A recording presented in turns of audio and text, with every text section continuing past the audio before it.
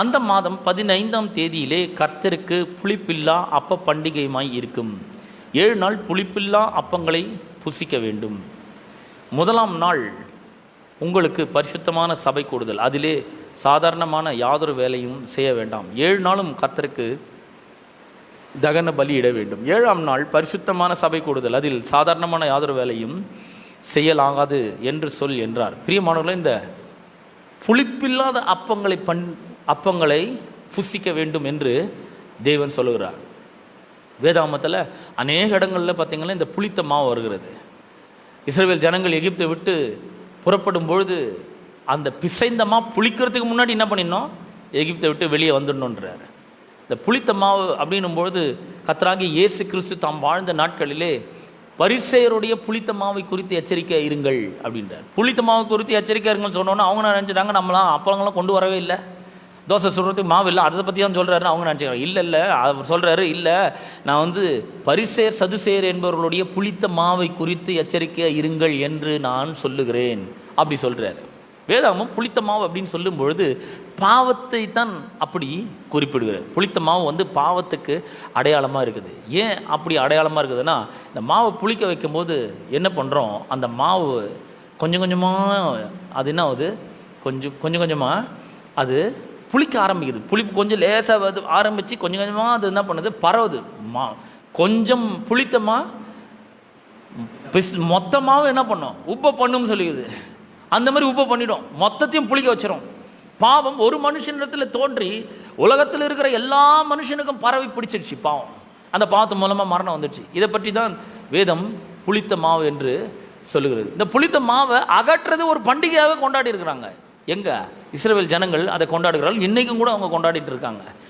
அந்த மாதிரி ஒரு பண்டிகை கொண்டாடும் போது என்ன பண்ணுவாங்கன்னா, அந்த குடும்ப தலைவர் என்ன பண்ணுவாங்க, ஒரு கேண்டில் எடுத்துக்கொண்டு, ஒரு தீவட்டி முன்னே தீவட்டி இப்போ கேண்டில் எடுத்துக்கொண்டு ஒவ்வொரு அறைக்குள்ளும் செல்வாராம். ஒவ்வொரு அறைக்குள்ளும் போய் புளித்த மாவு எங்கே இருக்குதுன்னு பார்த்து தேடி அதை கண்டுபிடிச்சி அதை வீட்டுக்கு வெளியே கொண்டு போய் போட்டு தூக்கி தூரமாக போட்டு விட்டுருவாங்க. வீட்டை விட்டு வெளியே கொண்டு போயிடுவாங்க. இதை தான் இந்த புளித்த மாவு அப்படின்னு சொல்லி வேதம் சொல்கிறது. இன்றைக்கு நாம் திருவிருந்தை அனுசரித்து கொண்டு இருக்கிறோம். இதுக்கும் புளித்த மாவுக்கும் என்ன ஒரு சம்பந்தம் அப்படின்னு பார்க்கும்பொழுது, தேவன் நம்முடைய வாழ்க்கையில் இருக்கிற பாவ சாபம் வியாதிகளை அகற்றும்படியாக அவர் என்ன பண்ணார், நம்முடைய குடும்ப தலைவராக அவர் இருந்து சத்தியத்தின் வெளிச்சத்தின் மூலமாக எல்லா புளித்த மாவாகிய பாவத்தையும் நம்முடைய வாழ்க்கை விட்டு அகற்றி இருக்கிறார். பாருங்க, மொத்த பாவத்தை என்ன பண்ணியிருக்கிறாரு, அகற்றி இருக்கிறார். இந்த பாவம் ஆகவே தான் அப்போஸ்தலனாகிய பவுல் எபேசியருக்கு எழுதின நிருபம் 4ஆம் அதிகாரம் 22ஆம் வசனத்தில் அவர் சொல்கிறார், அந்தபடி முந்தின நடக்கைக்குரிய மோசம் போக்கும் இச்சைகளாலே கெட்டு போகிற பழைய மனுஷனை களைந்து போட்டு, புளித்த மாவுன்னு சொல்லும்பொழுது அந்த பழைய மனுஷனை களைஞ்சி போடணும். பாவ மனுஷன் என்ன பண்ணணும், களைஞ்சி போடணும். அவனை கல்வாரி சிலுவையில் என்ன பண்ணணும், ஆண் அடித்து தொங்க விடணும். அப்படி சொல்கிறாரு.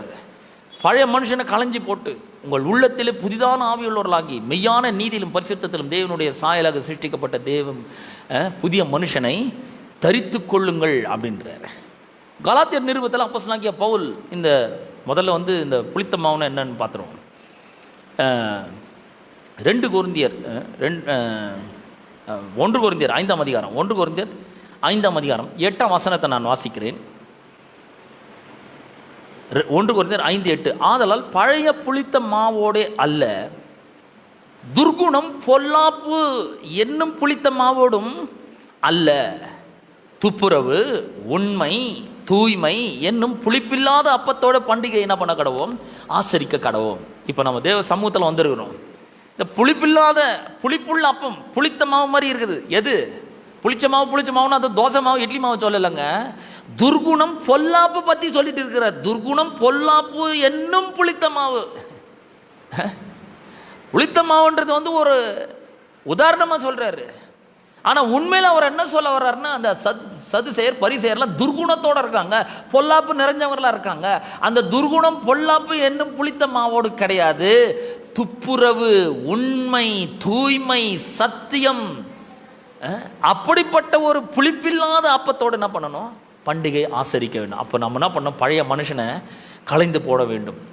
அதை தான் அப்போஸ்தலனாகிய பவுல் கலாத்தியருக்கு எழுதின நிருபம் 5ஆம் அதிகாரத்தில் அவர் இன்னும் கொஞ்சம் தெளிவாக சொல்கிறாரு. கலாத்தியர் 5ஆம் அதிகாரம் 19ஆம் வசனத்தில் அவர் சொல்கிறார், மாம்சத்தின் கிரியைகள் அவர் புளித்த மாவு மாதிரி அடையாளமாக சொல்கிறார். மாம்சத்தின் கிரியைகள் வெளியரங்கமாக இருக்கின்றன. அவையாவன விபசாரம், வேசித்தனம், அசுத்தம், காம விகாரம், விக்கிரக ஆராதனை, பில்லி சூனியம், பகைகள், விரோதங்கள், வைராக்கியங்கள், கோபங்கள், சண்டைகள், பிரிவினைகள், மார்க்கபேதங்கள், பொறாமைகள், கொலைகள், வெறிகள், களியாட்டுகள் முதலானவைகளே.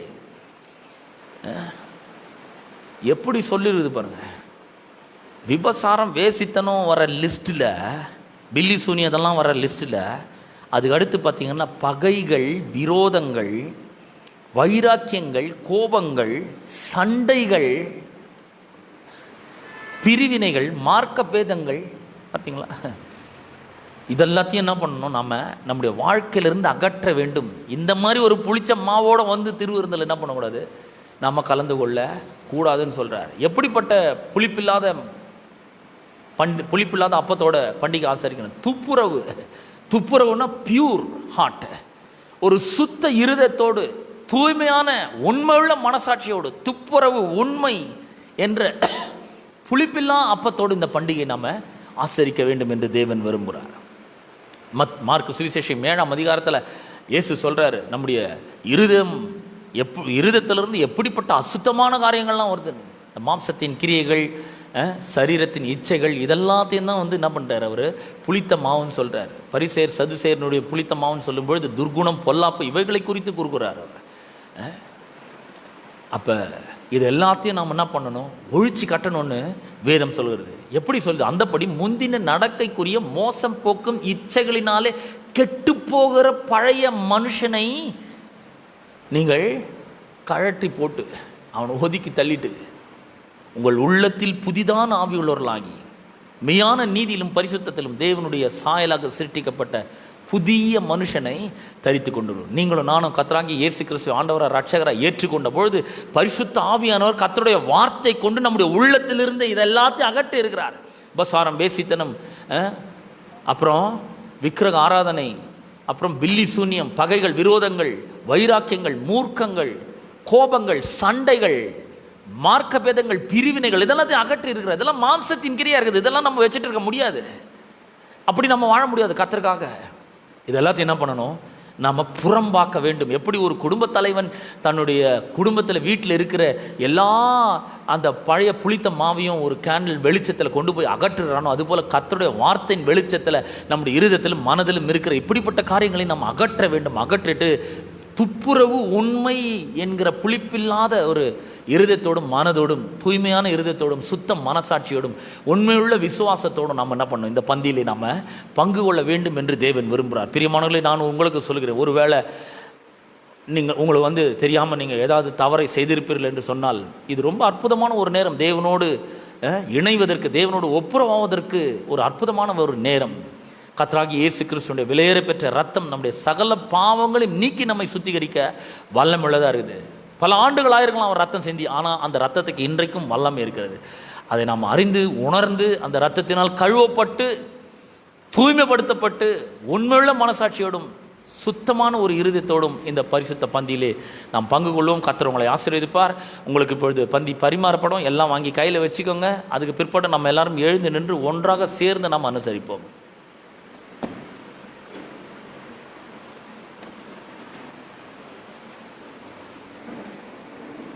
கல்வாரி அன்பை எண்ணிடும் வேளை கண்கள் கலங்கிடுதே.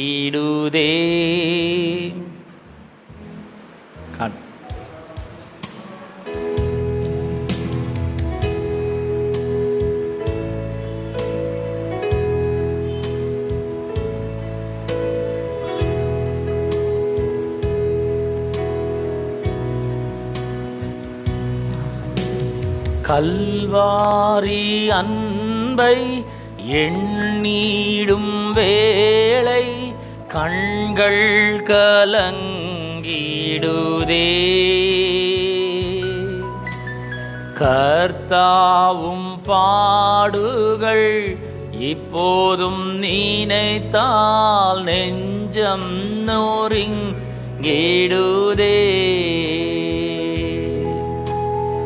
எத்செமனே பூங்காவினில் கதறி அழும் ஓசை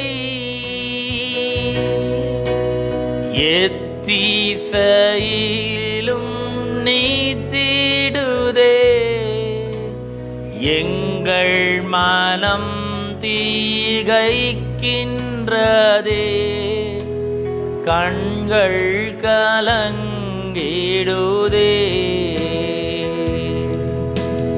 கல்வாரி அன்பை எண்ணிடும் வேளை கண்கள் கலங்கிடுதே.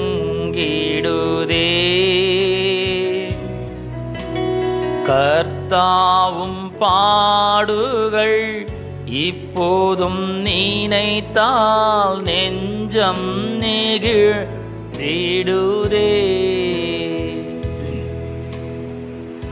நான் உங்களுக்கு ஒப்புவித்ததை கர்த்தரிடத்தில் பெற்றுக்கொண்டேன். என்னவெனில் கர்த்தராகிய இயேசு தாம் காட்டி கொடுக்கப்பட்ட அன்று ராத்திரியிலே அப்பத்தை எடுத்து ஸ்தோத்திரம் பண்ணி அதை பிட்டு, நீங்கள் வாங்கி புசியுங்கள், இது உங்களுக்காக பிற்கப்படுகிற என்னுடைய சரீரமாக இருக்கிறது, என்னை நினைவு கூறும்படி இதை செய்யுங்கள் என்றார். நாம் இந்த அப்பத்தை புசிப்போம். போஜனம் பண்ணின பின்பு அவர் அந்தபடியே பாத்திரத்தையும் எடுத்து, இந்த பாத்திரம் என் இரத்தத்தினால் ஆகிய புதிய உடன்படிக்கையாக இருக்கிறது, நீங்கள் இதை பானம் பண்ணும் போதெல்லாம் என்னை நினைவு கூறும்படி இதை செய்யுங்கள் என்றார். நாம் இந்த பாத்திரத்தில் பானம் பண்ணுவோம். ஞானகுமார் வாங்க.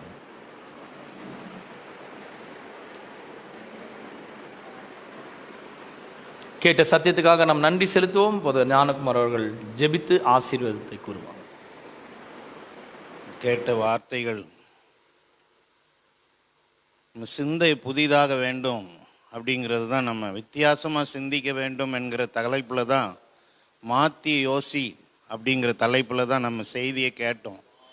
உங்கள் உள்ளத்துக்குள்ளே அதை பதிச்சு கொள்ளுங்க. இப்போ உங்கள் உள்ளத்துக்குள்ளே அவருடைய ஆசீர்வாதத்தையும் அவருடைய வல்லமையையும் நம்ம மேன்மையாக நினைக்கணும்.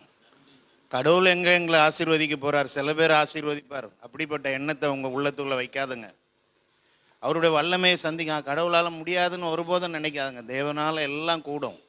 உங்களை உயர்த்த முடியும், உங்களை குணமாக்க முடியும், உங்கள் பிரச்சனைகளை சமாதானமாக தீர்க்க முடியும், உங்கள் வியாதியெல்லாம் குணமாக்கி உங்களை மிகுந்த ஆரோக்கியம் உள்ளவர்களாக மாற்ற முடியும், உங்களை உயர்த்த முடியும். வேதம் சொல்லுது பாருங்க, தாவீது சொல்றான், எந்த மனுஷனையும் மேன்மைப்படுத்தவும் உயர்த்தவும் உம்மால் ஆகும்னு சொல்றான். இதை தான் விசுவாசிக்கணும். அதுக்கு தான் இந்த நேரம், ஆண்டவரை கரங்களை உயர்த்தி ஜெபிப்போமா, துதிப்போமா ஆண்டவரை. ஹல்லேலூயா, ஹல்லேலூயா, ஸ்தோத்திரம்ப்பா, ஸ்தோத்திரம். பாருங்க, உங்கள்கிட்ட ஒரே ஒரு நிமிஷம் ஒரு காரியத்தை சொல்கிறேன். நான் இந்த பட்டணத்தில் நல்ல தொழில் பண்ணி வேற லெவலில் இருந்தேன். ஆனால் ஒரு நாளில் எல்லாம் இழந்து போகும்போது 4 கார் வச்சுருந்தேன். ஊரில் போய் ஒரு காரில் போய் ஏறி உட்கார்றேன். ஐயையோ, இதில் எனக்கு உட்கார்றதுக்கு கூட தகுதி இல்லைன்னு பிசாசு என்கிட்ட சொல்கிறான். உனக்கெல்லாம் என்ன கார் வேண்டியது இருக்குது? ஆனால் பாருங்கள், இந்த செவ்வாய்க்கிழமை நாங்கள் எல்லாரும் கூடி ஜெபிச்சோம். வியாழக்கிழமை ஜெபிக்கும்போது என்னுடைய ஜெப குறிப்பு எப்படி இருக்குதுன்னா, புதுசாக கார் வாங்கணும்னு. இல்லையா சொல்லுங்கள், புதுசாக கார் வாங்கணுங்கிற ஆசையை கர்த்தர் எனக்குள்ளே கொடுத்துருக்கிறார்.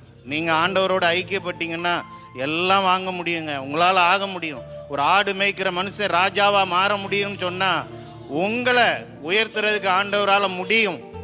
ஆண்டவரை புதிதான சிந்தனையை உங்கள் உள்ளத்துக்குள்ளே கொண்டு வாங்க. கண்களை மூடி செபிப்போம். ஹல்லேலூயா. உங்க சிந்தனை மாறட்டும். வேதம் சொல்லுது பாருங்க, கடைசியாக சகோதரரே, உண்மை உள்ளவைகள் எவைகளோ, ஒழுக்கம் உள்ளவைகள் எவைகளோ, நீதி உள்ளவைகள் எவைகளோ, கற்புள்ளவைகள் எவைகளோ, அன்புள்ளவைகள் எவைகளோ, நற்கீர்த்தி உள்ளவைகள் எவைகளோ, புண்ணியம் எதுவோ, புகழ் எதுவோ, அவைகளையே சிந்தித்து கொண்டிருங்கள்னு வேதம் சொல்லுது.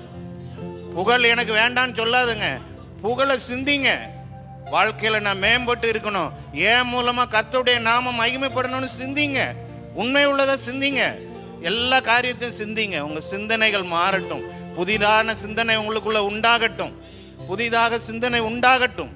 நம்ம எல்லாரும் கண்களை மூடி ஜெபிப்போம். கர்த்தாவே, நீர் பேசின நல் வார்த்தைகளுக்காக நாங்கள் நன்றி செலுத்துகிறோம். ஆண்டவரே, பரிசுத்த ஆவியானவர் தாமே உம்முடைய தாசனை கொண்டு எங்க உள்ளங்களோடு பேசி இருக்கிறீர். நன்றி செலுத்துகிறோம் ஆண்டவரே. நாங்கள் பந்தியிலே பங்கும் பெரும்படிக்கு ஆண்டவரே உமக்கு ஸ்தோத்திரம் ஸ்தோத்திரம். எங்கள் எதிரிகளுக்கு முன்பாக எங்களுக்கு ஒரு பந்தியை ஆயத்தம் பண்ணி வைத்திருக்கிறேன் என்று சங்கீதக்காரன் எழுதி வைத்திருக்கிறானே. இந்த உலகத்துல தீமைகள் நிறைந்த உலகத்துல நன்மையினால நிறைய பெற்றவர்களாய், கொடுக்கத்தக்க திராணி உள்ளவர்களாய், சமாதானம் உள்ளவர்களாய், நீதி நிறைந்தவர்களாய், ஆசீர்வதிக்கப்பட்டவர்களாய், நாங்கள் உமக்கு சாட்சியானவர்களாய் வாழும்படி எங்களை அழைத்து இந்த இடத்துல உம்முடைய வார்த்தையை கொண்டு எங்களை ஆசீர்வதித்திருக்கிறதுக்காக நன்றி செலுத்துகிறோம் தகப்பனே. ஆண்டவர் இந்த சபையில ஆண்டவர் இந்த ஆராதனையில பங்கு கொண்ட மக்கள், இணையதளத்தின் மூலமா அந்த ஆராதனையில பங்கு கொண்ட மக்கள், ஆண்டவர் இந்த பந்தியில பங்கு கொண்ட மக்கள் எல்லாருக்கும் உம்மால் உண்டான எல்லா நன்மைகளும் உண்டாகட்டும், வெற்றி உண்டாகட்டும், ஆண்டவரை சுபீட்சம் உண்டாகட்டும் என்று சொல்லி இயேசுவின் நாமத்தில் அவர்களை ஆசீர்வதிக்கிறோம். ஆண்டவரே, நீங்கள் இப்போ இருக்கிற காட்டிலும் 1000 மடங்கு பெருகுவீர்கள் என்று சொன்னீரே தகப்பனே. இயேசுவின் நாமத்துல ஒவ்வொருடைய வாழ்க்கையிலும் பெருக்கத்தை கூறுகிறோம், ஆரோக்கியத்தை கூறுகிறோம், ஆண்டவரே சமாதானத்தை கூறுகிறோம், பலனை கூறுகிறோம் தகப்பனே. பலகீனங்களை எல்லாவற்றையும் நீர் மாற்றி இருக்கிறீர், அவர்களை உயர்த்தி இருக்கிறீர். ஆண்டவரே ஸ்தோத்திரம். ஆராய்ந்து முடியாத பெரிய காரியங்களையும் எண்ணி முடியாத அதிசயங்களையும் அவள் வாழ்க்கையில காணும்படியாய் இயேசுவின் நாமத்துல ஆண்டவரே அவர்களை ஆசீர்வதிக்கிறோம். பெரிய காரியங்களை செய்வீராக. உன் பிள்ளைகளையும் பிள்ளைகளின் பிள்ளைகளையும் காண்பாய். இஸ்ரவேலுக்கு உண்டான சமாதானம் உனக்கு உண்டாகும் சொன்னீரே. அப்படி மாபெரும் காரியங்களை நீ செய்கிறதுக்காக ஸ்தோத்திரம். அப்படி வல்ல கரத்தில் அவர்களை அர்ப்பணிக்கிறோம். நீர் பொறுப்பெடுத்து நடத்தும். வாழ்நாளெல்லாம் நன்மைகளால் நிறைவாக்கும்படி எங்களை திருப்தியாக்கி ஆண்டவரை நடத்துகிற தேவன் அவளோடு இருந்து அவளை பலப்படுத்துவீராக. இயேசு கிறிஸ்துவின் விலையேறப்பெற்ற நாமத்தில் ஜெபிக்கிறோம் எங்கள் ஜீவனுள்ள நல்ல பிதாவே, ஆமென். நம்முடைய கர்த்தராகிய இயேசு கிறிஸ்துவினுடைய கிருபையும் பிதாவாகிய தேவனுடைய அன்பும் பரிசுத்த ஆவியானவருடைய அந்யோன்ய ஐக்கியமும் சிநேகமும் இன்றைக்கும் என்றைக்கும் ஆண்டவராகிய இயேசு கிறிஸ்துவின் வருகை மட்டும் நம் அனைவரோடும் கூட இருப்பதாக. ஆமென், ஆமென். நாம் ஒரு பாடலை பாடி கலந்து செல்லலாம்.